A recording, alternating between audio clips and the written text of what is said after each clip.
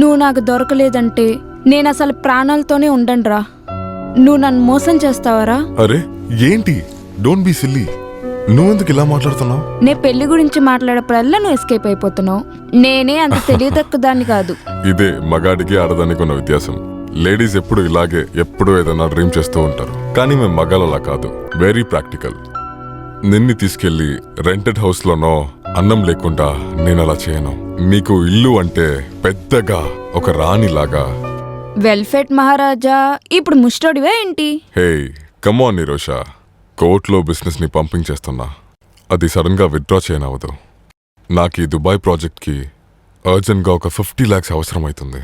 Otherwise I lose the amount that I've already invested. ఇవన్నీ నా దగ్గర చెప్తే నేనేం చేసేది? ఎప్పుడు నువ్వు కోర్టులో హ్యాండిల్ చేస్తున్నావు కదా, అందులో నుంచి కొంచెం డబ్బు నాకు ఇవ్వచ్చు కదా. ఏమంటున్నావు? ఇప్పటికీ ఒక అడ్జస్ట్మెంట్. నా 2 కోట్లు లాస్ అవ్వకుండా ఉండడానికి నేను 2 months లో తిరిగి ఇచ్చేస్తా. నువ్వు ఇచ్చిన amount plus interest. Don't you believe me? వెళ్ళరా ఇక్కడి నుంచి. Is not simple as you make it seen. Govindam Kutty గురించి నీకేం తెలీదు. అవును, డైలీ లాకర్ లో వెళ్ళి డబ్బులు లెక్క పెడతారా? నువ్వు ఆ లెక్కలన్నీ పర్ఫెక్ట్ గా పెడితే చాలు, తను కంప్యూటర్ నే ఫాలో అవుతాడు. కానీ నువ్వు నన్ను పెట్టుకుని ఎన్ని పనులు చేస్తున్నావు తెలుసా నీకు? నువ్వు నేను మాత్రం ఉండే ఈ ప్రపంచంలో మనం కలలు కని ఎన్ని రోజులైంది. మనమిద్దరు హ్యాపీగా బ్రతకాలి. కావాలి. నిన్ను నేను ఎవ్వరికీ వదిలిపెట్టను.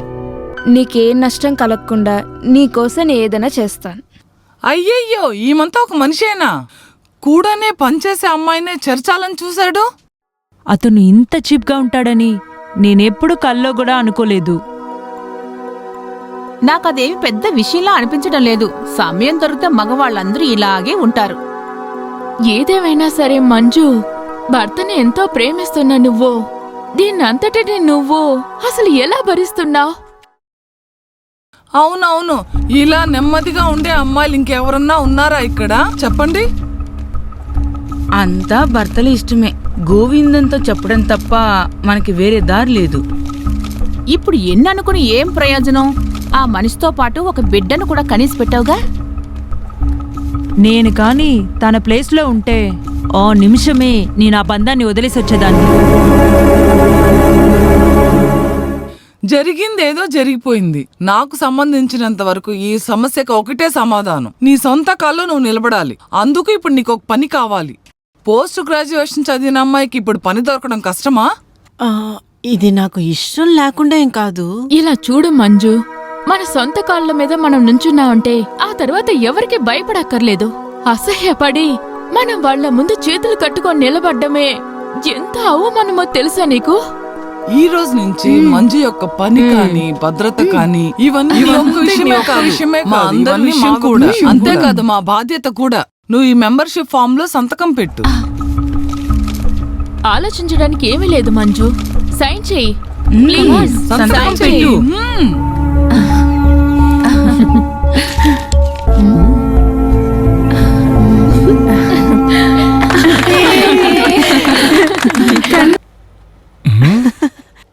ఇదిగోండి మావ్య, మీకు నా మొదటి జీతం షేర్. అత్తయ్య, ఇది నాకు కూడా తీసుకొచ్చావా? ఇది అప్పు.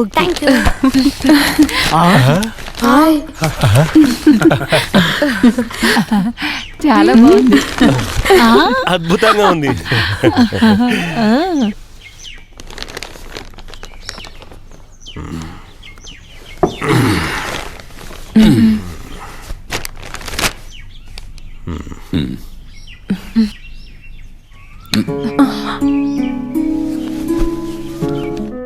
మంజు, నువ్వు నన్ను ఓడించేసావే.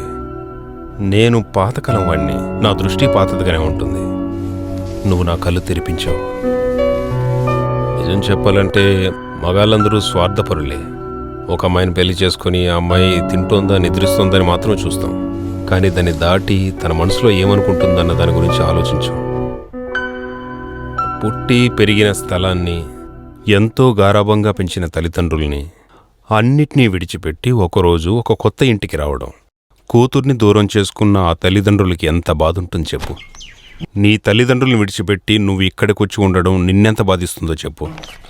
అంతకంటే నా తల్లిదండ్రులను కూడా నువ్వే చూసుకోవాలన్న బాధ్యతని నీ మీద పెట్టాను. అదన్నీ ఊర్లో అందరూ చేసేదే కదా. అది కూడా భారమైన పనే కదా. మనం కాస్త కొత్తగా ఆలోచిద్దాం, ఏమంటావు? మనం ఈ రోజే బయలుదేరి మీ ఇంటికి వెళ్దాం. నెలలో 15 రోజులు మీ ఇంట్లో నీ తల్లిదండ్రులతో గడపడానికి, వాళ్ళని ప్రేమగా చూసుకోవడానికి నీకు అవకాశం. అక్కడి నుంచి ఆఫీస్కి వెళ్ళడానికి నీకు బాగుంటుంది కదా. కానీ మీకు కొంచెం దూరమే కదా. ఏయ్, దాని గురించి నువ్వు కంగారు పడకు, నేను చూసుకుంటానంది. అప్పుడు సెలవు పెట్టుకుందాంలే. మరి అప్పు? వాడిక్కడ బానే ఉంటాడు. వీకెండ్లో నేను వాడిని అక్కడికి తీసుకొస్తాను. ఇంకా నీ 2 వీలర్లో నువ్వు ఇక్కడికి రావచ్చు. సరే, డోంట్ వేస్ట్ ద టైం, తొందరగా బయలుదేరదాం పద. సరే.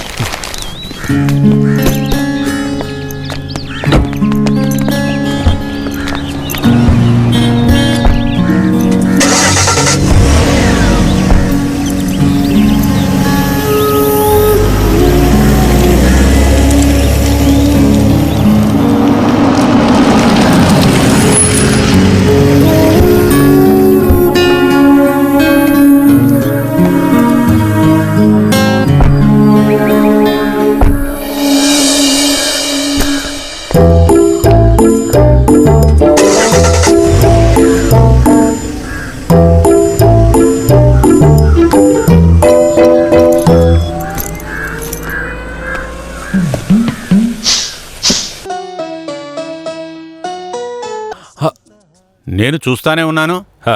ఏం చూసేశారు ఇప్పుడు? ఇంకేదైనా పని ఉంటే చెప్పండి. నేను బయటవాడిని ఏం కాదు కదా మావయ్య. ఊరందరి ముందు మీ అమ్మాయి మెడలో తాళి కట్టిన మీ అల్లున్నే కదా. అరే ఆపరా, ఎందుకురా ఈ నాటకం అంతా మనకి? మేమే చాలా బాధల్లో ఉన్నాం కదా. గీతా విషయం అలా అయిపోయింది. నువ్వే మాకు ఒకే ఒక నమ్మకానివి. నువ్వు కూడా మా చేయి జారిపోతే ఇలా చూడు. అసలు మీ ఇద్దరికి ఏం జరిగింది? నాకే ఇబ్బంది లేదు అత్తయ్య, కానీ మీ అమ్మాయికే కొద్ది కాలంగా నేను నచ్చడం లేదు. నేను మాత్రమే కాదు, నా కుటుంబం కూడా. ఆ ఏరియాకి మేము వెళ్ళినప్పటి నుంచి తను పూర్తిగా మారిపోయింది. మీరే చూస్తున్నారుగా, తను వేసుకునే డ్రెస్సులు, తన అలవాట్లు అన్నీ. భర్తగా నా మీద చూపించే తన ప్రేమంతా మారిపోయింది. ఇప్పుడు తను మన పాత మంచు కాదు. అక్కడుండే స్త్రీవాద మహిళలతో కలిసి తను ఇప్పుడు నన్ను తన భర్తగా 10 మంది ముందు చెప్పుకోవడానికి కూడా ఇష్టపడడం లేదు మావయ్య.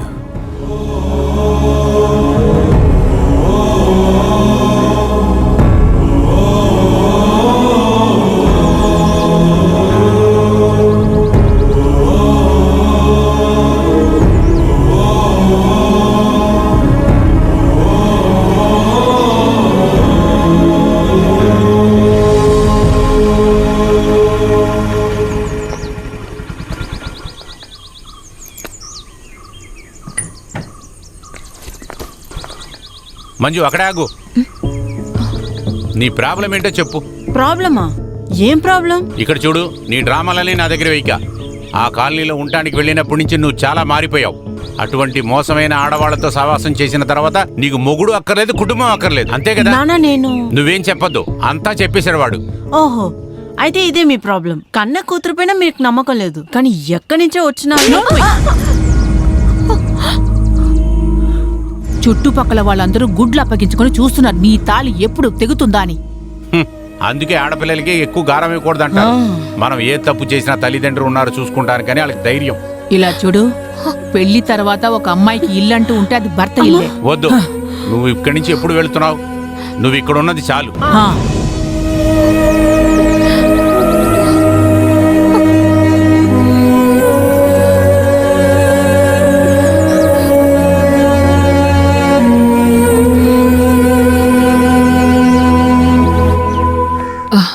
ఎక్కడికి వెళ్తున్నావు నువ్వు?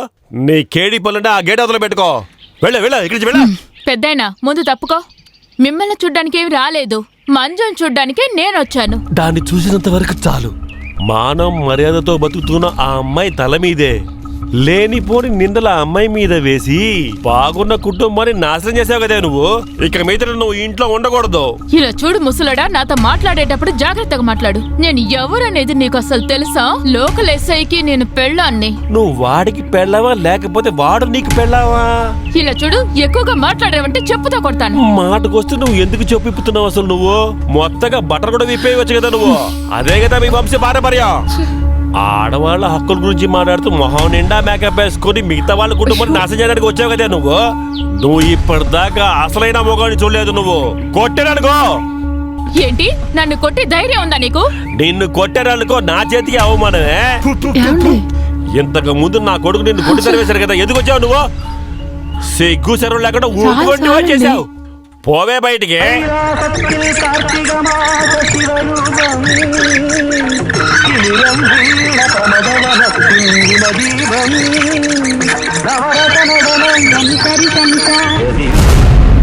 ఇలాంటి బెదిరింపులు నా దగ్గర కాదు, నీ మొగుడు దగ్గర పెట్టుకో. ఇంటికెళ్ళి సబ్బు పెట్టి నీ ఒంటి నిండా ఉన్న చెడు అలవాటుని సబ్బు పెట్టి బాగా కడిగి రుద్ది స్నానం చేయవే.